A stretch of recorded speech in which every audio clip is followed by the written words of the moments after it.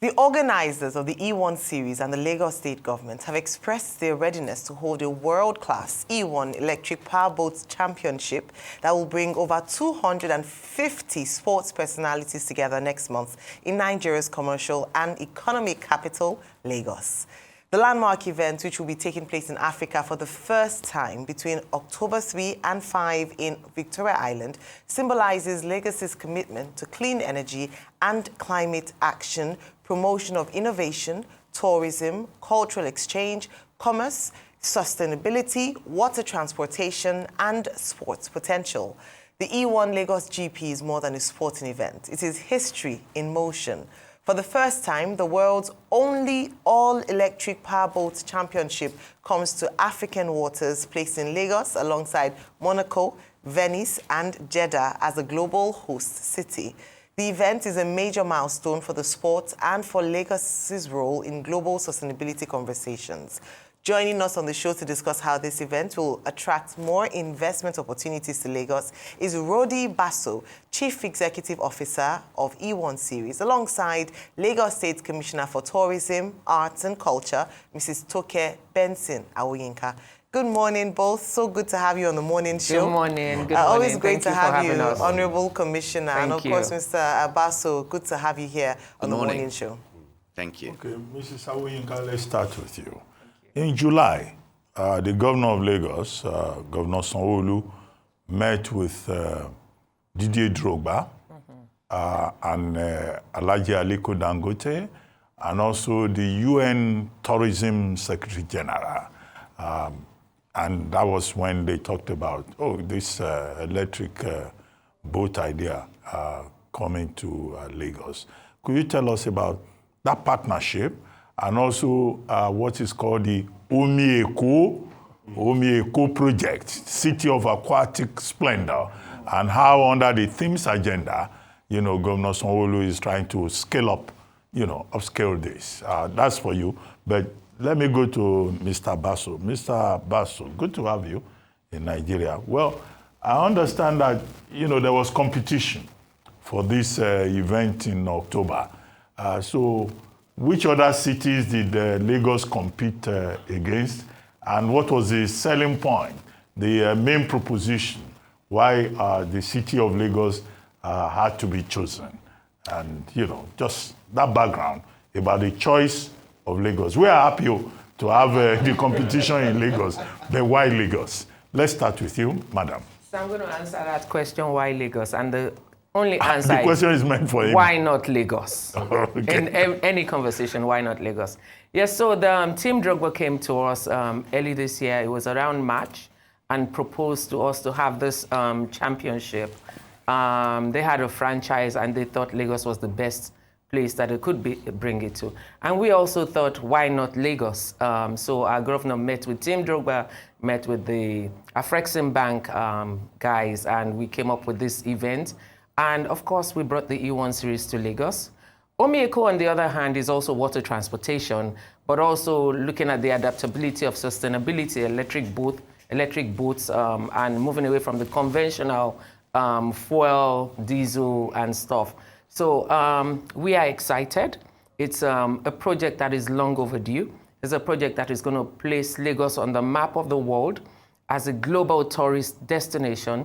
It's sports infused with tourism, as you know. When we all go for sporting events abroad, it's all about bringing people from one place to the other. So we are glad that E1 has come to us, and E1 is here October 3, 4, 5 this year, and we're looking forward to it. We want the whole of Lagos, the whole of Nigeria to join us as we celebrate our aquatic splendor. It will not only showcase what Lagos is at the City of Aquatic Splendor, it will show our local transportation. It will show the possibilities that are endless in this part of the world that we have undermined and not really upscaled to its full potential. So this is a very, very welcoming event for us. Mr. Basso, please tell us more. Absolutely. As a global platform and based on sustainability, the criteria in general, worldwide, that really sparks the conversation with location is by finding places where the local stakeholders are very much aligned with our values. And the values are related to the opportunity that the sport in general offers for inspiration, especially for the new generation. You know, as an engineer and as an aerospace engineer, we are very keen on inspiring, especially young generation, to pursue science, technology, engineering, because there is so much to do, so much is needed. And I have to say, there is so many exciting projects that by bringing E1 in Lagos, we will mention, we will raise the awareness, and we reckon, and we chose Lagos, we agreed with the Flexing Bank and Didier Drogba and Gabriel to come over here, because we will find people already used to these topics. You know, water mobility of the future, sustainability, showing a place that is evolving with energy towards a better and better future, and being keen to be in the map of the world. Well, I think these are the best starting points to have a very successful event and a very positive legacy. Excellent. Well, Mr. Basso, it's really great news to hear that you're coming to the best destination you could ever think, around the world. I have to sell my Lagos, definitely. Yes, But let me ask you, how many visitors are we expecting to come into the city?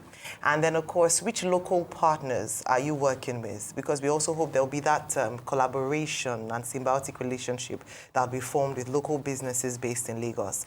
And for the Honorable Commissioner, I'd like to ask, first I want to say that in terms of tourism, we've seen so many things taking place in Lagos, and I'm glad that we are finally positioning ourselves as a tourist destination. But I'd like to ask you, tourism presents an opportunity for infrastructure development to accommodate the events that happen. What are some of the infrastructure that has been put in place to accommodate the world come October 3 to 5? But I'll start with you, Mr. Basso, and I'll come into the studio.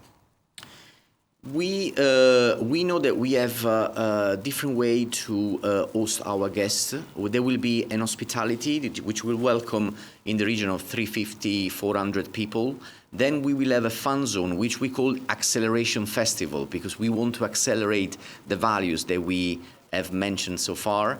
And there will be more in the region of thousands of people. Of course, now we are spreading the good news that E1 is coming with the support of the local governments and our stakeholders. And we already see that there is a great interest to be part of it.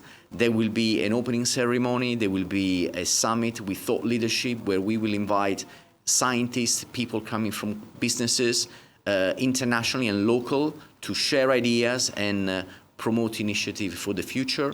So, and then there will be also the crew, which is made of 300 people that will come here from the E1 side to put the event together. So overall, we are at the very first, we are at the beginning, and people will get to know Lagos, will get to know E1, and I'm sure that hopefully if we will come back as we wish, there will be a growing number of people coming. Excellent. Thank you very much. Honourable Commissioner, infrastructure. What are we putting in place to welcome the world come October? So the first point is our point of entry. I want to use this opportunity to thank the Nigerian Immigration and the Minister of Interior. We're collaborating with them on the ease of movement into Lagos. They've offered us dedicated desks at the airport. They have facilitated the visas on arrival, issues that would hinder tourists. And we do not only want to do it for this event, we want it to be all year round, where we can have ease of movement. People coming into Lagos don't have to have that experience that they normally have. On that side, we want to give kudos to the federal government for also assisting us on that. Within our space here, as you know, tourism, what we do is give an enabling environment for it to thrive. So we've been contacting our local communities, our local business owners, telling them of the event that is coming up and telling them that December is around the corner. And this does not start in December. It starts today. We have GITEX in Lagos today, and we're in September, early September. Before the end of the month, we're going to prepare for this particular event. While in October, there's so much more going on. So our hospitality industry, how well are they prepared for this event? On our side as government, we have a 24-hour security and traffic management system put in place by the government. We did that last year. There were no incidents last year. We're going to start the same too from this month to make sure that Lagos is free of traffic and very secure for all our citizens. When I was coming up, I saw RRS trucks outside, and I'm like, no, this actually gives the wrong impression of what Lagos is. Lagos is safe. I was talking to Basso yesterday, and I told him, apologies to the United Kingdom, but I find Lagos safer than walking on the streets of London. So we need to push that out for the world to hear, to know that. In London now. Exactly. You have to hold on to your phone. But they don't do that here in Lagos. In Lagos, you can walk the streets and feel safe to walk the streets. So as a government, we are putting all of those measures in place because we expect that we're going to receive the world coming from this month. And so we are ready. People ask us as a government, are we ready? Yes, we are ready. The things that we do are intangibles. You might not see them, but they make the environment safer for all the businesses in Lagos to thrive. I mean, I'm very excited, and you're welcome to Lagos, Rodi, and trust me, you're going to have a swell time.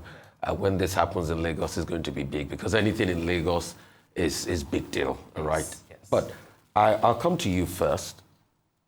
What's the funding like? How much is this going to cost the taxpayer in Lagos?